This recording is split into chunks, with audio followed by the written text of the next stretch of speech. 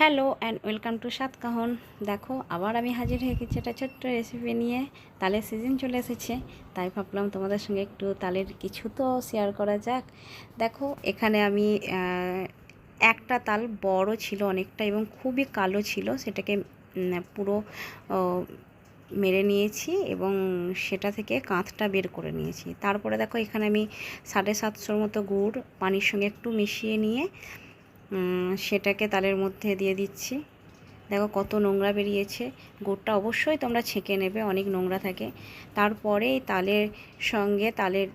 তালের মাড়ির সঙ্গে গুড়টাকে আমি ভালো করে ফুটিয়ে নিচ্ছি। ফুটিয়ে রাখার পরে ঠান্ডা করে নেবে। আর এখানে দেখো আমি ফোটাচ্ছিলাম তখন মৌমাছি, আরও অনেক মৌমাছি ছিল, মৌমাছি এমনি নর্মাল মাছি সব চলে এসেছিলো।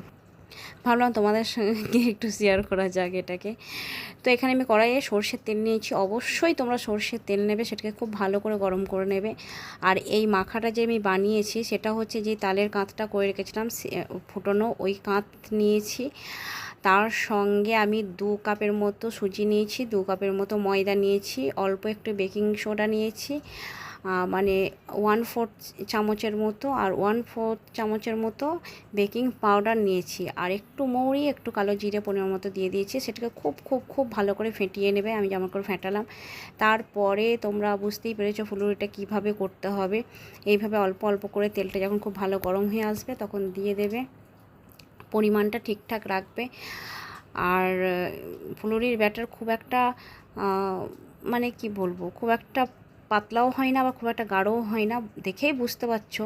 আর খুব ভালো করে ফেটাবে, না হলে কিন্তু ফোলা ফোলা হবে না। দেখো কত সুন্দর ফুলে গেছে, কালারও চলে আসছে কত সুন্দর।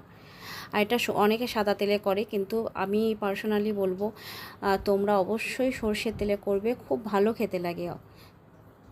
সর্ষের তেলটা অবশ্যই খুব ভালো করে গরম করে নেবে, নাহলে খেতে ভালো লাগবে না, তেল তেল গন্ধ করবে।